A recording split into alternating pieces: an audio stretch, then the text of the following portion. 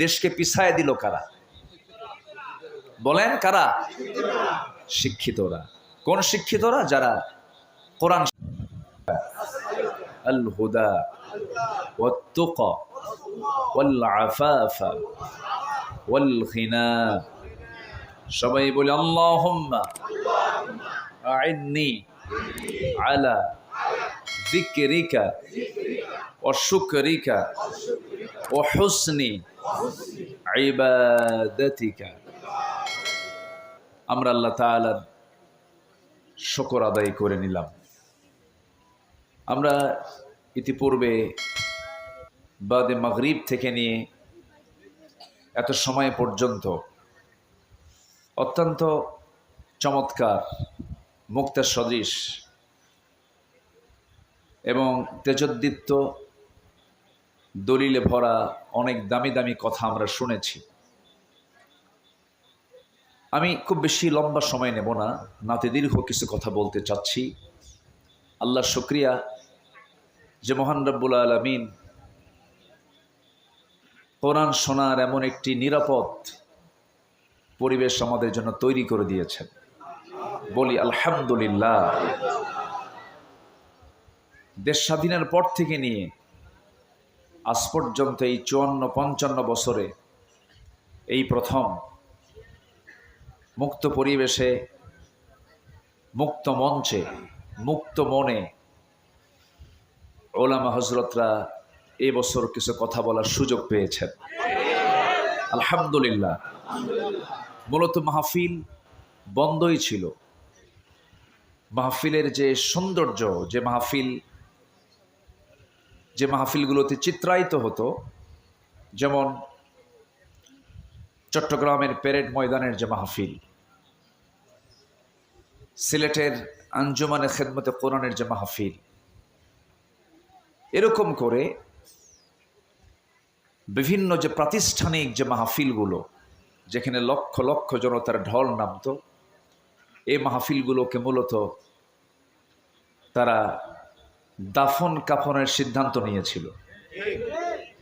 কিন্তু দাফন কাফন করতে গিয়ে, সিদ্ধান্ত নিতে গিয়ে দাফন কাফন তাদেরই হয়ে গেছে। সম্মানিত ভাইয়েরা, সম্মানিত বন্ধুগণ, আমরা সুন্দর মুক্ত একটা পরিবেশ পেয়েছি। বলি আলহামদুলিল্লাহ। সম্মানিত উপস্থিতি, আমার পূর্বে ইয়াহিয়া তাকি অত্যন্ত গুরুত্বপূর্ণ দিক নির্দেশনামূলক, যদিও কথাগুলো খুবই সংক্ষিপ্ত, কিন্তু সব ওয়াজ আমার মনে হচ্ছে ইয়াহিয়া তাকি করে ফেলেছে। আলহামদুলিল্লাহ। সব কিছুর একটা নির্যাস থাকে না, মেসেজ তার মুখ থেকে বের হয়েছে। আসলে এত অল্প বয়সে মানুষের হৃদয়ে এত দ্রুত পৌঁছে যাওয়া, এটা খুবই কম সংখ্যক বান্দারই জোটে, যা আল্লাহ তাআলা ইয়াহিয়া তাকিকে দান করেছেন। তো এই সম্পদটা আপনাদের, এই এলাকার কৃতি সন্তান, দোয়া করবেন না? লম্বা একটু খাটো হলেও এলেমেরটা অনেক লম্বা। আলহামদুলিল্লাহ বলে, মানে আকারে খাটো কিন্তু এলেমটা অনেক লম্বা। আলহামদুলিল্লাহ বলে আলহামদুলিল্লাহ। তবে খাটো মানুষের কিন্তু বুদ্ধি বেশি থাকে। আমি লম্বা তো, আমার বুদ্ধি একটু কম। খুব সুন্দর তিনি কথা বলেছেন। আমরা নেতৃত্ব দেখেছি অনেক, আমরা চাঁদাবাজকে দেখতে চাই না। আসতে কন কেন? আমরা নেতৃত্ব দেখেছি, কিন্তু অসৎ নেতৃত্বের বুকে আমরা লাথি মারতে চাই। আমাদের সব অর্জন হয়ে যাবে যদি আমরা সৎ নেতৃত্ব যদি তৈরি করতে পারি। এজন্য আমাদের কিছু কাজ করতে হবে। ব্যক্তি গঠন, পরিবার গঠন, সমাজ গঠনে আমাকে আপনাকে চরমভাবে আমাকে আপনাকে পরিশ্রম করতে হবে, কাজ করতে হবে। ব্যক্তি গঠন হবে কোরআন বাদ দিয়া নাকি? আসতে বলেন কেন? আজকে দেখেন, দেশ স্বাধীন হয়েছে কত আগে। মিনিস্ট্রি অফ এডুকেশন ছিল, শিক্ষা মন্ত্রণালয় ছিল, ধর্ম মন্ত্রণালয় ছিল, তারপরে পরিকল্পনা মন্ত্রণালয় ছিল। এতগুলো মন্ত্রণালয় থাকার পরেও গোটা পৃথিবীর দ্বিতীয় বৃহত্তম মুসলিম জনপদ বাংলাদেশ, সেই দেশের বসবাস করা মুসলমান যেই কিতাবের জ্ঞান না থাকলে, যে কিতাবটাকে সহি না করে পড়লে তার কোনো ইবাদত আল্লাহ পাক কবুল করবেন না, নামাজ কবুল হবে না। সেই কোরআনটাই আজকে জাতির হাতে তুলে দিতে পারে নাই। আমি যদি বলি, এখানে যারা বসে আছেন, কোরআনটাকে শুধুমাত্র অর্থ না, ব্যাখ্যাও না, শুধুমাত্র সহি করে কোরআন পড়তে পারেন, সবার হাত কি উঠবে? আমি কিন্তু লজ্জা দিচ্ছি না, মন খারাপ করবেন না। আমি যদি বলি এখানে নন মুসলিম কেউ আছেন, থাকলেও দুই একজন থাকতে পারেন, কিন্তু ম্যাক্সিমাম কিন্তু এখানে মুসলিম। অথচ মুসলিম হওয়ার পরেও, মুসলিম পরিবারে জন্মগ্রহণ করার পরেও আমি আপনি সহি করে কোরআন পড়তে পারছি না, কোরআন পড়তে পারি না। এই দোষ যদিও হ্যাঁ প্রথম ব্যক্তির হতে পারে, কিন্তু অবশ্যই আমি কেন কোরআন শিখতে পারি নাই?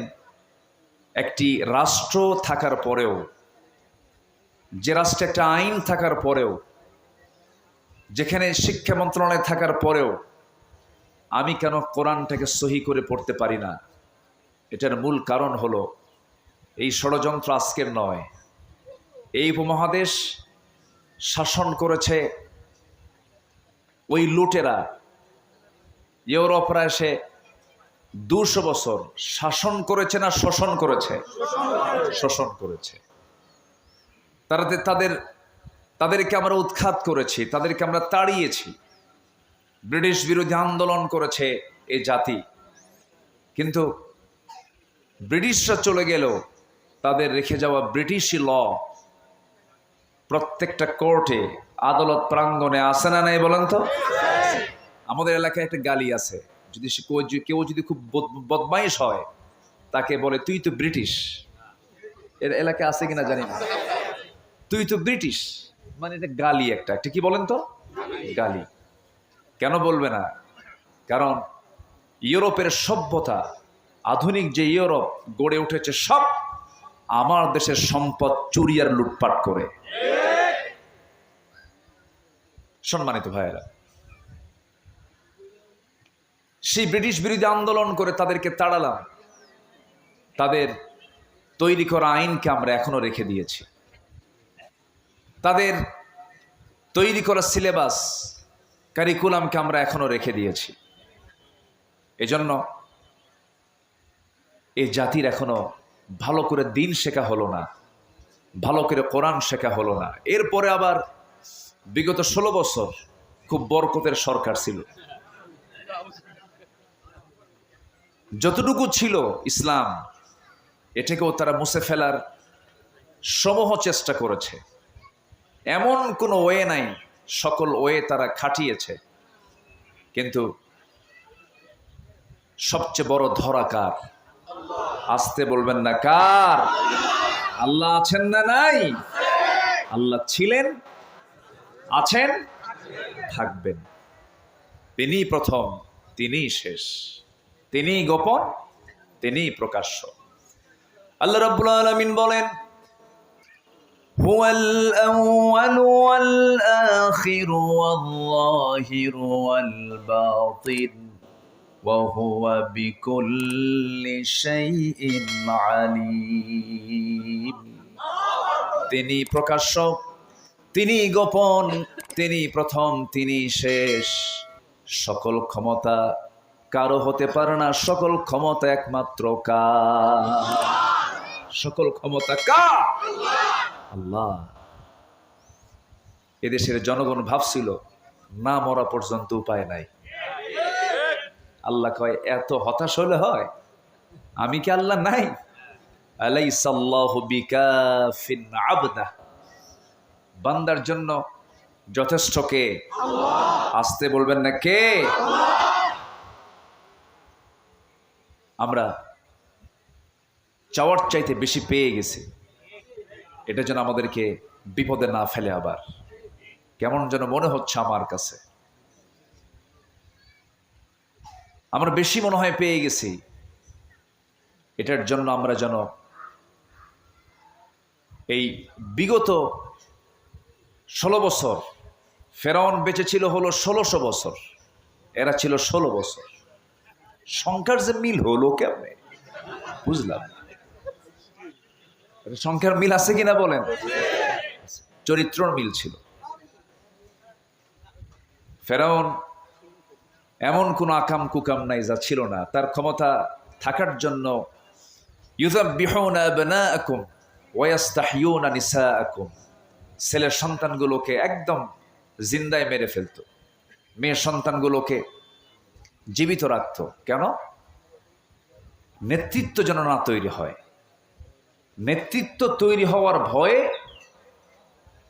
মার পেট থেকে সন্তান চিরে বের করে হত্যা করত। কত বড় নরপিশাচ ছিল হলো ফেরাউন। এই পৃথিবীতে যারাই আজও যারা হত্যা রাজনীতি করতে চান, হত্যার রাজনীতি করেন, এদের ব্লাড টেস্ট করলে ধরা পড়বে এদের মধ্যে আছে হলো ফেরাউনের রক্ত। কিসের রক্ত বলেন? ফেরাউনের রক্ত। সম্মানিত ভাইয়েরা, তাহলে ক্ষমতা কারো না, ক্ষমতা একমাত্র কার? আল্লাহ। সে আল্লাহর পক্ষ থেকে যে কিতাব কোরআনটা নাজিল হয়েছে, এটা হচ্ছে সকল অশান্তি দূর করার, সকল কল্যাণের একমাত্র উৎস হলো এই কোরআন।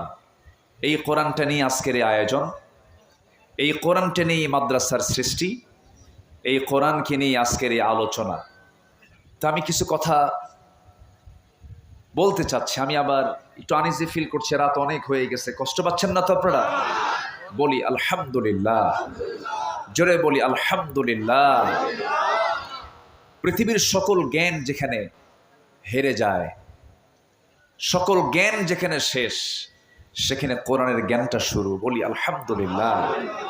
আল্লাহ পাক এর মধ্যে এমন কিছু তথ্য দিয়েছেন যা পৃথিবীর কোথাও পাওয়া যায় না, খুঁজে পাওয়া যায় না। এটা একটা আশ্চর্য কিতাব। এটা এমন একটা কিতাব যে কিতাবের মধ্যে আল্লাহ রাব্বুল আলামিন সকল জ্ঞান, সকল তথ্য, সকল কিছু আল্লাহ পাকের মধ্যে উপস্থিত করে দিয়েছেন। বলি আল্লাহু আকবার। কোন অফিস চালাবেন আপনি এই কিতাব দিয়ে? কোন অফিসটা আপনি চালাতে চান? স্বরাষ্ট্র মন্ত্রণালয় মনে হয় নাই এর মধ্যে, নাকি আছে? আছে আছে মনে হয়। আচ্ছা, মনে হয় ক্যান্টনমেন্ট চলবে না, সাভার এই যে ক্যান্টনমেন্ট আছে না সাভার, এটা মনে হয় কোরআন দিয়ে মনে হয় খুব একটা দুর্বল হবে, নাকি? চলবে কিনা বলেন? আমার নবীর হাতে তসবিহ ছিল না তরবারি ছিল? বলেন বলেন। ওই যে আমরা তসবিহ কিনে আনেন হাজির সাহেবরা, এরকম তসবিহ হাতে ছিল না তরবারি ছিল? রাসূল তসবিহ ব্যবহার করেছেন, আমি পাইনি কোথাও, এটা আমি পাইনি। মাঝে মাঝে হাতে তসবিহ থাকে কিছু কিছু ব্যক্তির, দেখি মুখ নড়ে না কিন্তু হাত নড়ে, আছে কিনা বলেন তো? আচ্ছা, নড়া দরকার কি? মুখের উচ্চারণ যদি না হয় তাহলে কি হলো বলেন? সুবহানাল্লাহ। এটা আসতে বললেও কি মুখ নড়ে কিনা বলেন? কিন্তু মুখ নড়ে না, হাত নড়ে। লক্ষণ কি বলেন তো? লক্ষণ কি? খালি এটা নড়তেছে, এই কথা কয়, আবার এদিকে কথাও কয়, এই কথা কয় আর এদিকে তসবিহ নড়ে, আছে কিনা বলেন? তাহলে এটা কি বলেন? এটা কি বলেন? এটা কি তাসবিহ? হ্যাঁ। আমার নবীজের হাতে গণনার জন্য কোনো তাসবিহ ছিল না, আমার রাসূলের হাতে ছিল দিন প্রতিষ্ঠার জন্য তরবারি। আমাদেরকে কথা বলতে দেয়নি দীর্ঘ 16 বছর। কত আলেমকে কত যে প্রকার জুলুম করেছে। আল্লামা সাঈদীর মতো মানুষটাকে ধরে রিমান্ডে নিয়ে প্রায় 2-2.5 মাস ধরে একটানা 3 দিন 4 দিন পর্যন্ত একটা চেয়ারে বসে রেখে হিন্দু পুলিশ দিয়া তার মুখে থাপড়ানো হয়েছে। মাথার চক্কর মেরে তিনি পড়ে গেছেন। সম্মানিত ভাইয়েরা, আল্লাহ কি শোনেন না? আল্লাহ শোনেন কিনা বলেন? আল্লাহ শোনেন। চোখের পানিতে যায় নামাজ ভিজে গেছে, চোখের পানিতে জেলখানার বালিশ ভিজে গেছে। আজকের যিনি মেহমান কথা বলবেন, আমার প্রিয় ভাই খালিদ সাইফুল্লাহ আইয়ুবী, তার হাত ভেঙে দেওয়া হয়েছে।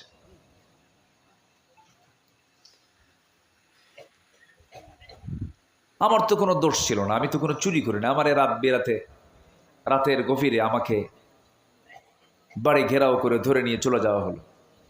থানায় নিয়ে বলল, হুজুর কি করব, আমরা তো ধরতে চাই না, কিন্তু খুব চাপ, চাকরি করব না তাহলে বাচ্চাদের খাওয়াবো কি? হুজুর চাকরি বাঁচান তো ফরজ। তখন আমি বললাম, ইমান বাঁচান তো নফল। শেষ পর্যন্ত এই যে চরম জুলুম নির্যাতন, সরাসরি সাহায্য নাজিল করেছেন তিনি আমার কে? আসতে বলবেন না, তিনি আমার কে? আল্লাহ। আসুন না সে আল্লাহর পথে, আল্লাহর মতে, আল্লাহর আইনের দিকে আমরা একটু দৌড়াই। মাগফিরাত কামনা করব কার? আল্লাহ। আল্লাহ রাব্বুল আলামিন বলেন, وسارعوا إلى مغفرة من ربكم وجنة عرضها السماوات والأرض أعدت للمتقين।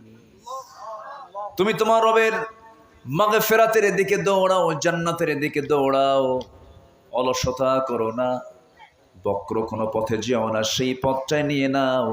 সবাই বলুন, ইহদিনাস সিরাতাল মুস্তাকিম সিরাতাল্লাযীনা আন'আমতা আলাইহিম গায়রিল মাগদুবি আলাইহিম ওয়ালাদ-দাল্লিন।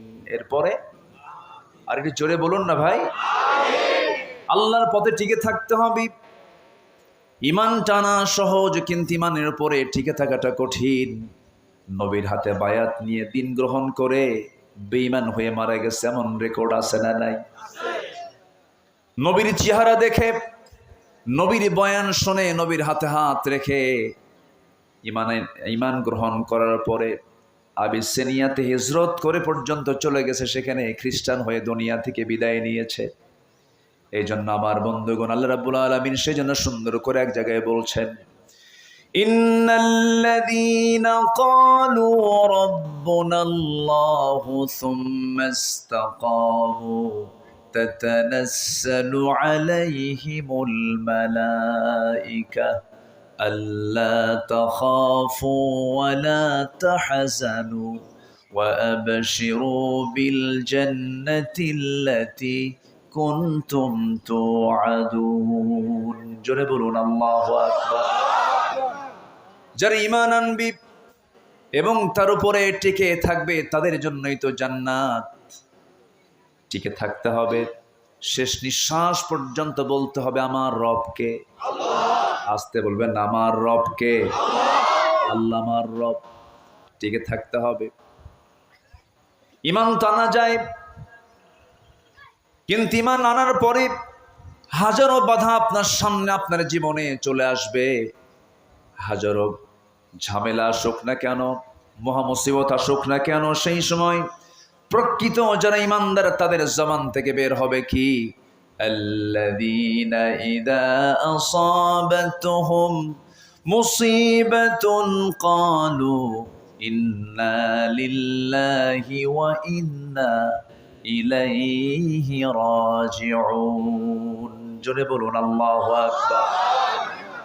যখন কোনো বিপদ আসবে ভাবতে হবে আল্লাহর সাহায্য, আল্লাহ পাক আমার প্রতি সাহায্য নাজিল করবেন। আশাদ্দুন নাসি বালাউল আম্বিয়া সুম্মাল আমসাল ফাল আমসাল। এই জগতে আদম থেকে শুরু করে নিয়ে আজ পর্যন্ত যত মানুষ পাঠিয়েছেন এবং পাঠাবেন, এর মধ্যে সবচেয়ে বড় বালা মুসিবত এসেছে হলো নবীদের উপরে, এবং তারপরে যত বালা মুসিবত আসছে আমার আল্লাহর যারা পছন্দের বান্দা তাদের উপরে। তাহলে বালা মুসিবত বিপদ আল্লাহ পাক দেন কি খারাপ ব্যক্তির উপরে বেশি না ভালো বান্দার উপরে বেশি? ভালো বান্দার উপরে বেশি। বিপদ আসবে, মুসিবত আসবে, কিন্তু চ্যালেঞ্জ ধরে রাখতে হবে হলো ইমানের। ইমান যেন আমার ছুটে না যায়। ইমান চলে গেল তো সব চলে গেল।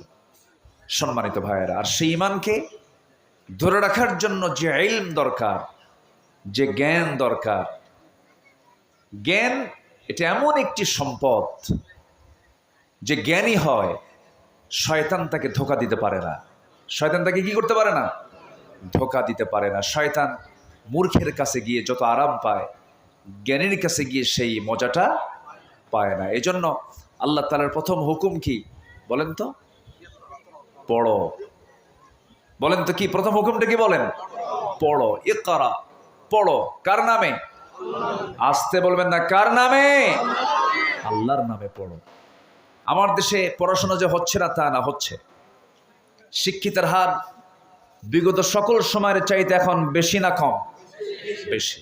আমার দেশে এখন শিক্ষিতের হার অনেক, কিন্তু যে শিক্ষিতরা আমরা দেখতে পাচ্ছি, যে শিক্ষিতদের দেখতে পাচ্ছি, আমার দেশের উন্নয়নে ধরুন শ্রমিকরা দেশটাকে পিছায় দিয়েছে না আগায় দিয়েছে? আগায় দিয়েছে। আমার দেশের কৃষক যারা কৃষি কাজ করেন তারা দেশকে পিছায় দিয়েছে না আগায় দিয়েছে? আগায় দিয়েছে। প্রবাসী, লক্ষ লক্ষ প্রবাসী প্রবাস জীবনে থেকে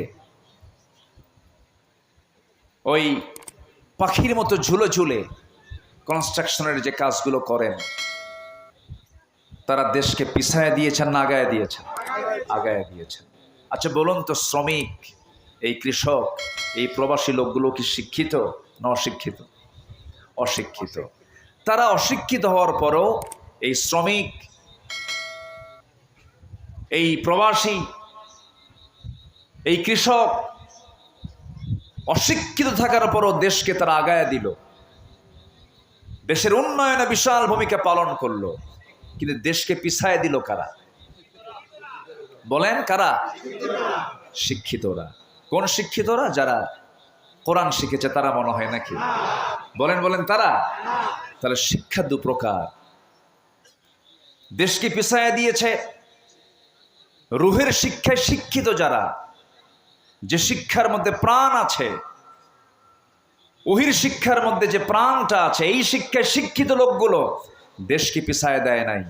দেশের টাকা লোপাট করে বাইরে পাচার করেছে ওই সমস্ত শিক্ষিতরাই যারা কোরআন ছাড়া জ্ঞান অর্জন করে জাতিকে ঠকিয়ে দিয়েছে।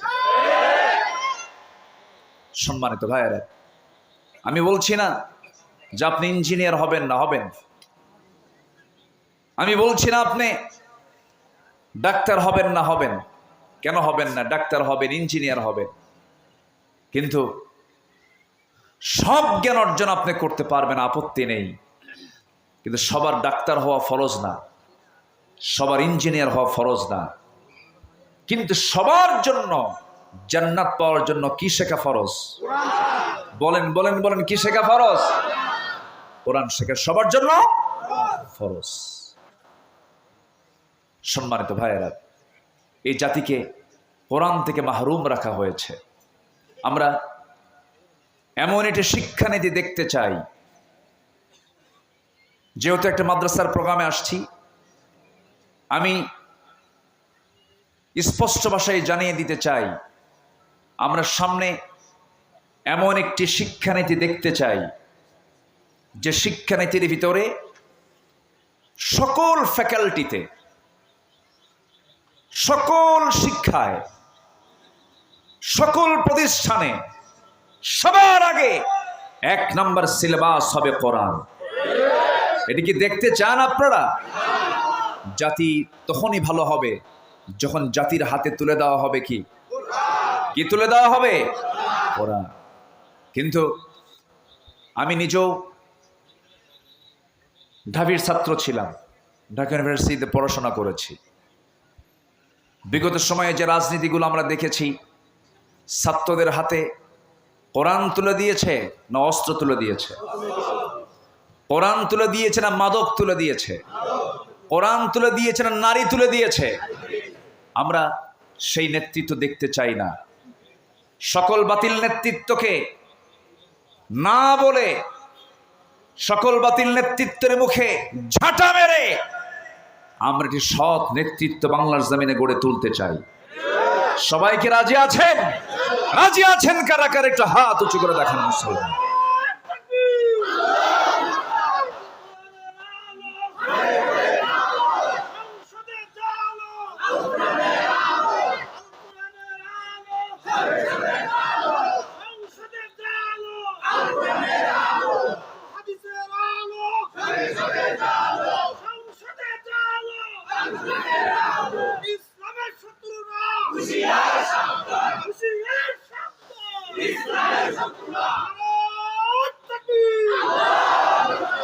আল্লাহ কবুল করুন, জোরে বলি আমিন। রাগ করতেছেন মনে হয়। আমরা যখন রাষ্ট্র নিয়ে কথা বলি, আমরা যখন সমাজ নিয়ে কথা বলি, তখন একটা মহলের গায়ে চুলকানি শুরু হয়, আছে কিনা? হুজুর আপনি দোয়া করে দিবেন। আমরা যা করি, আপনাদের দায়িত্ব হলো দোয়া করা, বাচ্চা হলে আজান দেওয়া, বিয়ের প্রয়োজন হলে একটু বিয়ে পড়ায় দেওয়া, আর মরে গেলে একটু জানাজা পড়ায় দিবেন। এই তো আপনাদের ডিউটি। আপনারা আবার এই দিক থেকে কথা বলেন কেন? আমার দেশে আবার কিছু হুজুরও ছিল, বিগত 16 বছর দেখেছি আমরা, সিনেমা হল উদ্বোধন হবে, হুজুর গিয়ে দোয়া করে। মদের ফ্যাক্টরি উদ্বোধন হবে, দোয়া করে আল্লাহ এই ফ্যাক্টরিতে বরকত দিয়ে দাও। আছে কিনা বলেন? এখনো ঘাপটি মারে এই সমস্ত মুনাফিক চক্র আছে না নাই? যারা সামান্য কিছু অর্থের বিনিময়ে দিনকে বিক্রি করে দেয়। ইয়াহিয়া তাকির একটা কথা খুব পছন্দ হয়েছে, ছাগলের দাম 20,000 টাকা, আর একটা ব্যক্তি তার ইমান বিক্রি করে 500 টাকা দিয়ে। সম্মানিত ভাইয়েরা, আমরা নিজের জীবনটাকে সাজাবো কোরআন দিয়ে, জোরে বলি ইনশাআল্লাহ। আমি 8টি পয়েন্টে কথা বলতে চাই, সময় লাগবে, আমাকে সময় দেবেন?